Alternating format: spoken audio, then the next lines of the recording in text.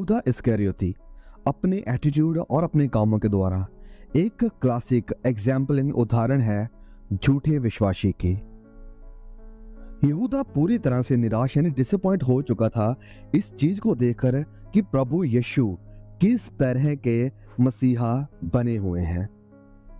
अपने चेलों को यह सिखाने की बजाय कि कैसे युद्ध करना है और कैसे कंट्रोल करना है, कैसे दुनिया को हासिल करना है, कैसे जीत पानी है इन सारे रोमी हुकूमतों के ऊपर, प्रभु यीशु ये सिखा रहे थे कि कैसे अपने आप को सबमिट करना है, अधीन करना है और कैसे एक दूसरे की सेवा करनी है, एक दूसरे को सर्व कैसे करना है। तो इन सब के कारण यहूदा के जो इरादे और उम्मीदें थीं, धनवान होने की, ताकत को हासिल करने की, शान शौकत को हासिल करने की, कि प्रभु यीशु मसीह के साथ अगर हम रहेंगे तो ये सब पूरी तरह से बिखर चुकी थी, टूट चुकी थी। तो यहूदा की ये उम्मीदें टूटने के कारण और क्योंकि उसके अंदर लालच था, ग्रीड थी, पैसे के साथ उसकी मोहब्बत थी, तो इस चीज ने उसे मजबूर किया कि वह प्रभु यीशु को पकड़वा दे और यहूदी जो लीडर थे उनके साथ डील करे कुछ पैसों के लिए, कि जिसके कारण वो प्रभु यीशु को पकड़वा देगा। और ऐसा ही उसने किया। उसने यहूदियों के साथ डील करी, उनसे कुछ पैसे लिए और प्रभु यीशु को पकड़वा दिया। तो यहूदा ने एक साइन दिया कि जिस इंसान को मैं किस करूंगा, चूमूंगा, वही होगा प्रभु यीशु जिसे तुम्हें पकड़ना है। तो देखिए, यहूदा कोई और भी साइन या चिन्ह चुन सकता था, सिलेक्ट कर सकता था प्रभु यीशु को आइडेंटिफाई करने के लिए, लेकिन उसने यही चिन्ह क्यों चुना? क्योंकि ये जो किस थी, ये चूमना था, ये नॉर्मली एक साइन होता था, एक प्यार को, मोहब्बत को या रिलेशन को दर्शाता था, जो कि उसके दोस्तों के बीच में है या किसी टीचर और उसके स्टूडेंट के बीच में है।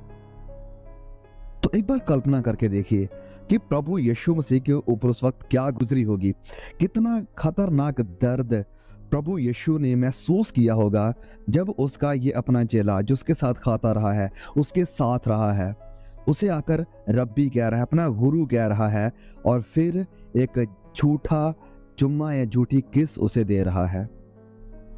क्योंकि सुनिए, प्रभु यीशु सब जानते थे जो कुछ वो करके आया था, वो जो डील करके आया था यहूदी लीडर्स के साथ, ये जो चुम्मा वो प्रभु यीशु को दे रहा है, इसका क्या रीजन है, वो क्यों ये सब कर रहा है, प्रभु यीशु ऑलरेडी अंदर से जानते थे। और सोच सकते हैं कि प्रभु यीशु के ऊपर इस वक्त क्या गुजर रही होगी कि hey dude, what are you doing, तुम ये क्या कर रहे हो, तुम अपने आप से मतलब ये दिखा रहे हो मुझे कि मैं तुमसे बड़ा प्यार करता हूँ, मैं तुम्हारे बहुत क्लोज हूँ, मैं तुम्हारे बिना रह नहीं सकता हूँ, तुम मेरे बहुत प्यारे हो, लेकिन तुम्हारे अंदर क्या चल रहा है, तुम्हारे अंदर के इरादे क्या हैं, वो तो मेरे बिल्कुल विरोध में हैं, वो तो मुझे पकड़वाने के हैं, वो तो मुझे दुख देने के हैं, वो तो मुझे गैरों के हवाले करने के हैं। So we can all just imagine and think कि मतलब कितना भयानक दर्द होगा प्रभु यीशु के अंदर कि झूठी झूठी किस प्रभु यीशु को वो दे रहा है, लेकिन अंदर से वो कुछ और है, अंदर से इरादे उसके कुछ और हैं, अंदर से वो प्रभु यीशु को दुख देना चाहता है, अंदर से वो प्रभु यीशु को पकड़वाना चाहता है। और यहूदा की वो जो सिचुएशन थी वो एक यूनिक थी, लेकिन आज उसकी ये जो बेसिक एटीट्यूड है वो हर एक झूठे विश्वासी में देखने को मिलते हैं।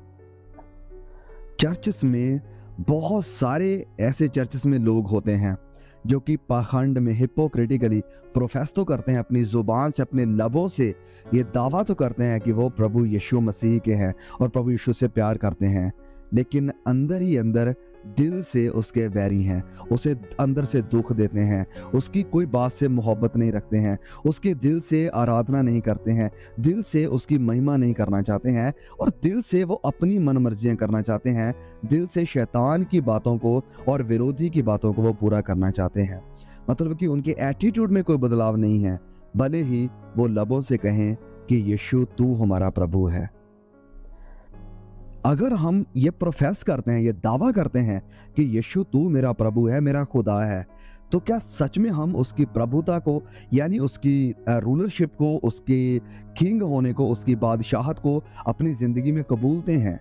क्या वो सच में हमारा प्रभु है? क्या वो सच में हमारा मास्टर है कि अगर मुझसे प्यार करता है तो उसकी बात को मानने के लिए, उसके नक्शे कदम के ऊपर चलने के लिए तैयार हैं? अगर नहीं है, अगर हम सिर्फ लबों से ये दावा कर रहे हैं, सिर्फ ये प्रोफेस करते हैं, तो हम भी यहूदा से कम नहीं हैं। हम भी यहूदा के रास्ते पर है, बस झूठी किस दे रहे हैं, लेकिन हमारे अंदर के इरादे कुछ और हैं। अंदर से हम क्या कहते हैं कि यीशु तू कौन है? Who are you to tell me? तू कौन है मुझे कहने वाला कि ये कर वो कर? मैं अपनी मन की मर्जी करूंगा। तुझे तो मैंने रखा है बस कुछ अपने माँ बाप को खुश करने के लिए, अपने पास्टर को खुश करने के लिए, अपने पड़ोसियों को खुश करने के लिए, कि कोई ये ना कह दे कि देखो क्रिश्चियन है, ये चर्च नहीं जाता है, यीशु से प्यार करने का दावा करता है, लेकिन ये तो कभी प्रार्थना को अटेंड नहीं करता है। लेकिन मैं अंदर से अपनी मनमर्जी करता हूँ। You are nobody to tell me what I should do. तो अंदर से हमारे हम भले ही प्रोफेस करें ना करें, भले ही ये बातें हमारे अंदर से निकले ना निकले, लेकिन हमारे काम दिखाते हैं कि असल में हम अंदर से यही सोचते हैं कि प्रभु यीशु तू मुझे कुछ नहीं कह सकता कि ये करना वो कर। मैं अपनी मर्जी का मालिक हूँ। जो मुझे संसार कहता है, जो मुझे ट्रेंड कहता है, जो मुझे आज का ये जो सोशल मीडिया कह रहा है, मैं वही करूँगा। वचन जो आप कहते हो वो मेरे लिए नहीं है, ना मैं उन्हें मानना चाहता हूँ। बस मैं आपसे प्यार करता हूँ, आपके इसलिए इज्जत करता हूँ कि आप मुझे कुछ चीज़ें मुहैया कर रहे हैं, सब कुछ दे रहे हैं। सो आई जस्ट कम, मैं आपकी आराधना में आता हूँ आपको धन्यवाद देने के लिए और आपके साथ थोड़ा वक्त बिताने के लिए, लेकिन अंदर से आपके साथ बैठने का, आपसे प्यार करने का मेरे अंदर कोई भी इंटरेस्ट नहीं है। तो हर झूठे विश्वासी का, हर एक झूठे मसीही का यहूदा की तरह एक ही मोटिवेशन है, लालच, बस स्वार्थ, सेल्फ इंटरेस्ट, कि अपने आप के बारे में सोचना कि मुझे क्या मिल सकता है, मैं क्या प्रभु यीशु से खींच सकता हूँ, प्रभु यीशु के कारण मुझे क्या सुख सुविधाएं मिल सकती हैं। यहूदा देख पा रहा था कि प्रभु यीशु के कारण उसे 30 सिक्के मिल रहे हैं, इससे बढ़िया डील क्या हो सकती है, और वो 30 सिक्कों के कारण प्रभु यीशु को पकड़वा देता है। आज चर्चिस में भी ऐसे बहुत सारे लोग हैं जो कि दावा करते हैं मसीह होने का, दावा करते हैं प्रभु यीशु के चेले होने का, लेकिन कहीं भी कुछ भी ऐसा अपॉर्चुनिटी, ऐसा मौका दिखा कि प्रभु यीशु को धोखा देना पड़े, प्रभु यीशु की बात को नकारना पड़े, झूठ बोलना पड़े, फ्रेब करना पड़े, पैसों का हेर फेर करना पड़े, तो करने के लिए तैयार, इनकार कर दिया प्रभु यीशु का, प्रभु यीशु को पकड़वा दिया, प्रभु यीशु को दुख दे दिया। कारण सेल्फ इंटरेस्ट, स्वार्थ, यहूदा की तरह लालच है। प्रभु यीशु की रिस्पेक्ट नहीं है, क्योंकि प्रभु यीशु जहां है वहां आजादी है। लालच से, सेल्फ इंटरेस्ट से वहां आजादी है प्रभु यीशु की मर्जी को पूरा करने की।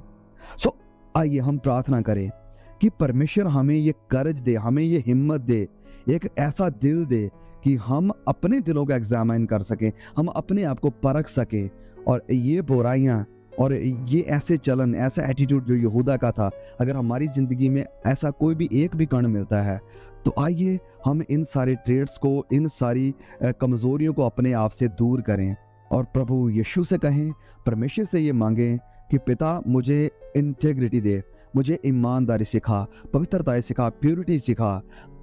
भले ही मेरे पास कम हो, लेकिन आप मेरे साथ होने चाहिए। मैं ज़्यादा धन दौलत नहीं मांगता जिसमें आप शामिल ना हो, जिससे आपको दुख मिले। नहीं, भले ही मुझे थोड़ा मिले, लेकिन आपके साथ मिले। सो पवित्रताई और ईमानदारी का रास्ता प्रभु मुझे सिखाइए।